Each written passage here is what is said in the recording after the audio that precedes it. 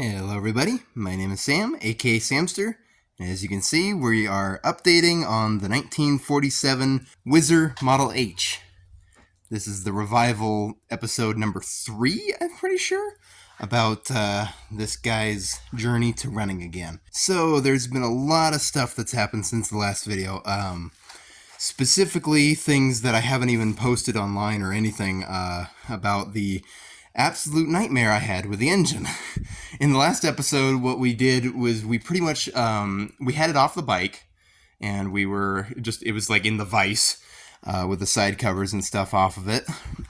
What we were doing and what we were waiting for at the time was the shell bearings for the original crank that was in one of these. So, after I got those, which was like a day after I posted the video, we installed those, which that's a whole different story in itself, and I'll actually show you that, guys, right now. It is the coolest little fun fact and little tip and trick that you can have for one of these, as far as I'm aware. I've been learning as we go.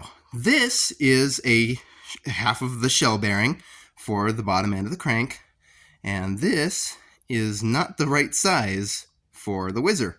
However, this is a I think it was 60s to 70s Volkswagen Boxer engine for like a Volkswagen Beetle shell bearing. These bearings are actually the exact same tolerances, of course, this way and diameter and everything, right? Like that.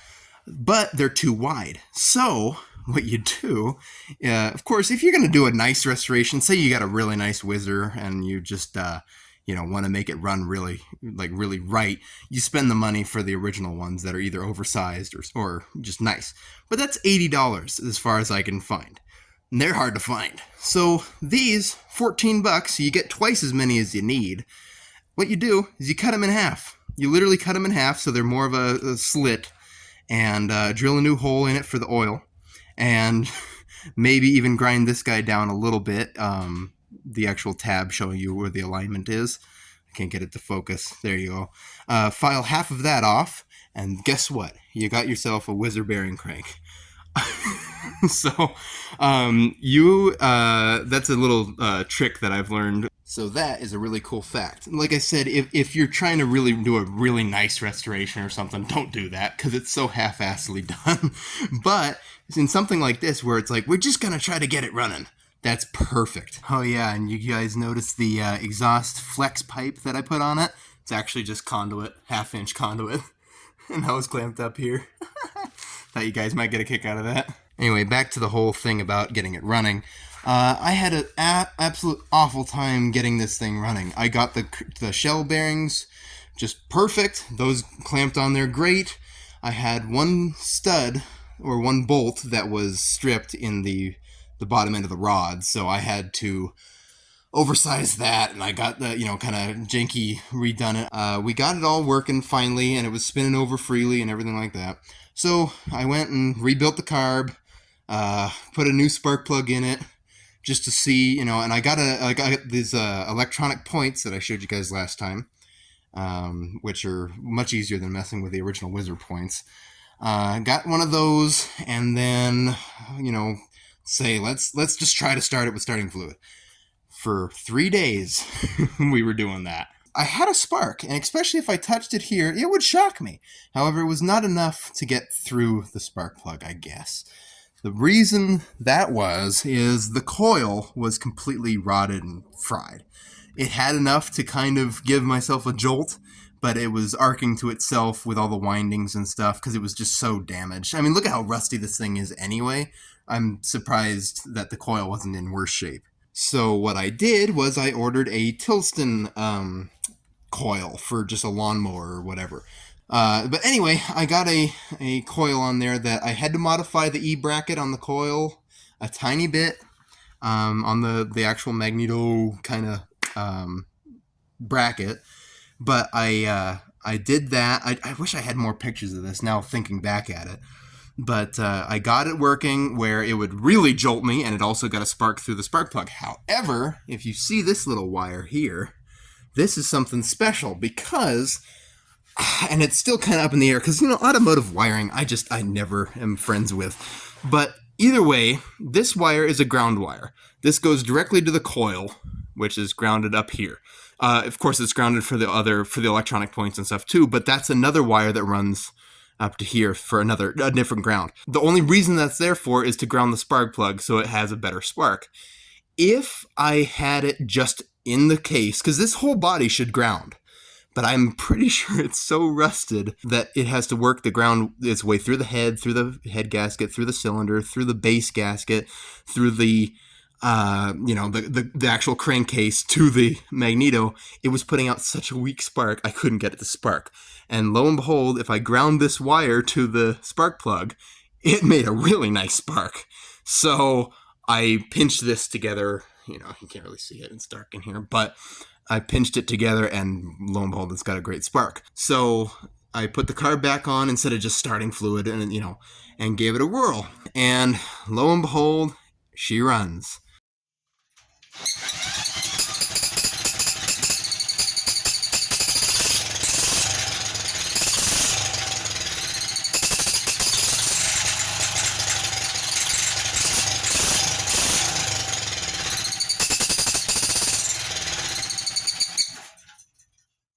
I'm 76 years old, and this bike has now a new life.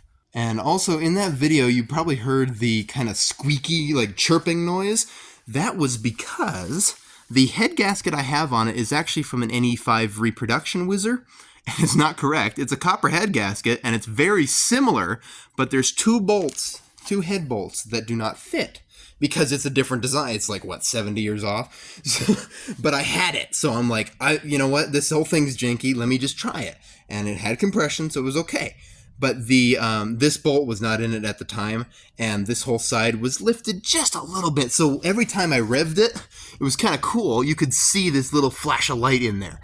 But I thought, well, that's not good for it, and it probably warped the head and stuff like that. So I'm like, let's see if we can get another bolt in there. So I drilled out the head, took everything off, drilled in the hole of the head gasket, and put these bolts back in. So now it's actually an internal combustion, not semi-internal combustion engine. So after I got it running fairly good, it still didn't like to idle very well, but it was turning over and over and over, so it was fine. I put the gas tank on it. So of course this original gas tank, as we explained, like probably in the first video, that's a hole. So it's quite rusted through, and someone drilled out where the petcock would have gone and the bowl. So, it's kind of toast. But it's such cool character that I left it on there just to say, hey, that's what it used to be. And it still has the sticker and, kind of cool stuff like that. But we had to actually have a fuel system, so I put this little pit bike gas tank on here. I'm going to make it nicer. I'm going to paint it. I'm going to make it everything so it actually, just like a brown primer or something. I'll paint it that, so we can actually kind of blends in more than just white plastic. But either way, that's routed down through here, and I actually figured out that a motorized bicycle petcock, whatever size it is in metric, like a 14 here, but whatever the thread size is in the metric system, is very, very close, if not a tiny bit larger than the almost stripped out threads that were in the carburetor. So in my case, it worked perfect because it was a tiny bit bigger, it made a tiny bit new threads, and it screwed in just perfect, and it's nice on there. So I hooked that up, and that also, of course, lets me turn on the fuel, turn off the fuel, instead of it just flowing in with the pit bike tank I have. Oh, and one more thing that I didn't mention about, like, before we put the side cover back on, the crank, someone was hitting it with a hammer to get it in, probably, like the last time it was messed with to try to be assembled, and so the end of the crankshaft shaft that goes in this needle bearing was kind of flared out, so we had to Dremel that down. While I spun the engine over, of course nothing was connected or anything, while we spun it over, we had a Dremel going on it, and it filed it down enough where it was flush and it goes in the needle bearing. Because I was pretty sure, like, if I left it like that and I pounded it on, it would wear that needle bearing out with a groove. So, just wanted to mention that I also had to do that, which took a long time. Of course, another thing that I had to do was hook up the whole clutch and belt system.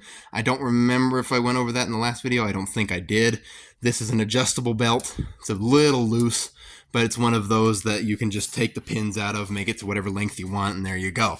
Because this size is so random on this frame, and whatever that clutch is supposed to be, it's like 64 3/4, so it's weird, and I can't adjust it enough back here. That's another thing. I have a rear stand now, because normally you pedal start these things, but if you pedal start them in the yard or something, you know, while you're riding the bicycle, it's so much harder than just having it on a rear stand.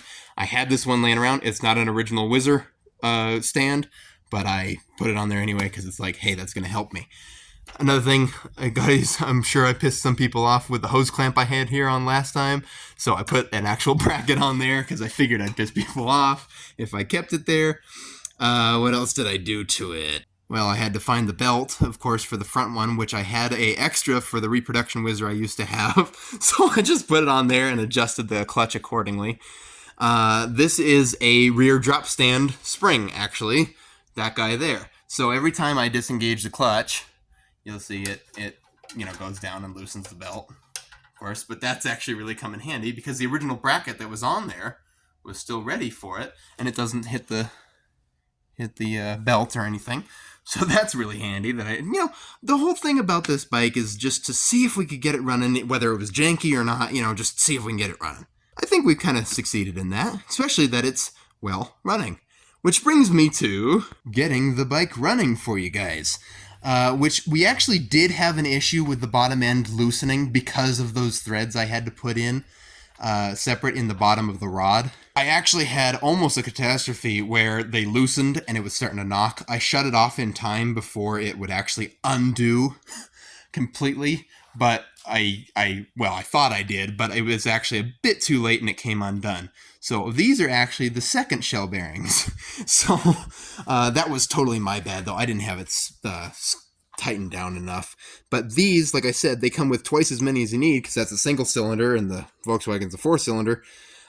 These really come in handy. They're like $14 and you just modify the heck out of them and there you go. But anyway, so these are actually the second set, but I had them. So, hey, now it's actually nice and snug and nice and true and it's beautiful spinning. So, finally got that guy settled. But actually in the second video that I will post, which is here,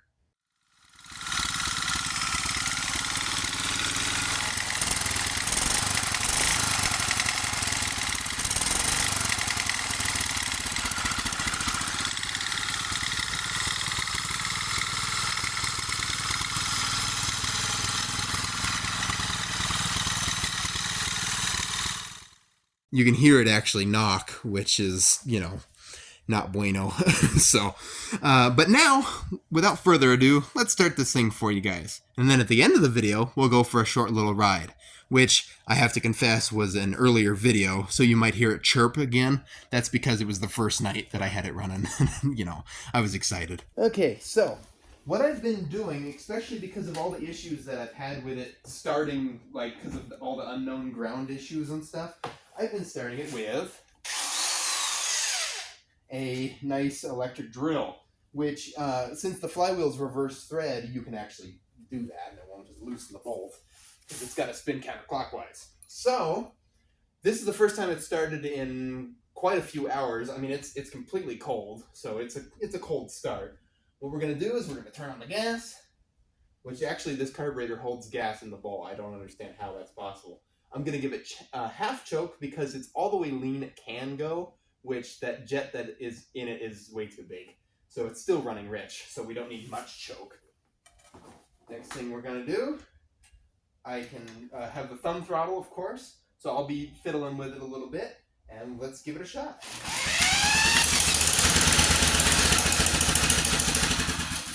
Oops, I killed the choke too early.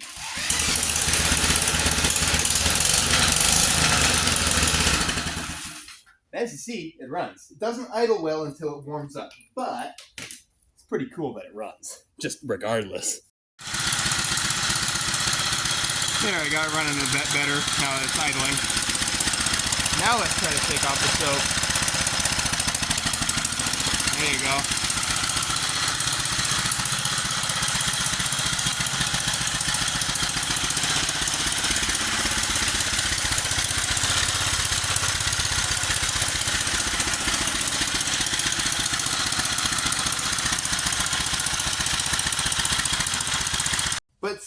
you say? They didn't start them with electric drills. Okay, I get your argument. There you go.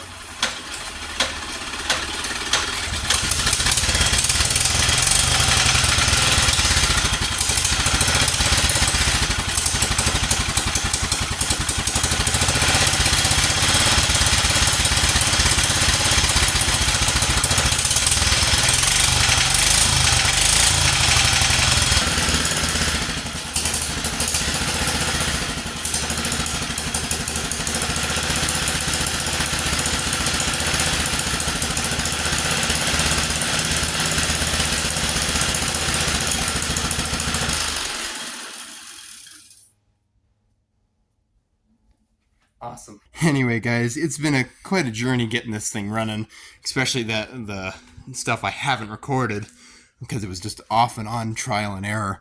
Hope you guys enjoyed this little episode. I'm trying to do, a little bit better in these, but hopefully I got the gist of it explained, and that you guys actually enjoyed. Had a good piece of content for you guys. So I'll leave you guys here. Thank you guys for watching. There will be more updates on this Whizzer to probably come because I'm going to be taking it to shows and stuff and showing people, yeah, it runs. Stuff like that. But in the meantime, I'll leave you guys with a little bit of a flyby. Anyway, thank you guys for watching. Leave a like if you want, subscribe if you want, and talk to you guys in the next episode. See ya.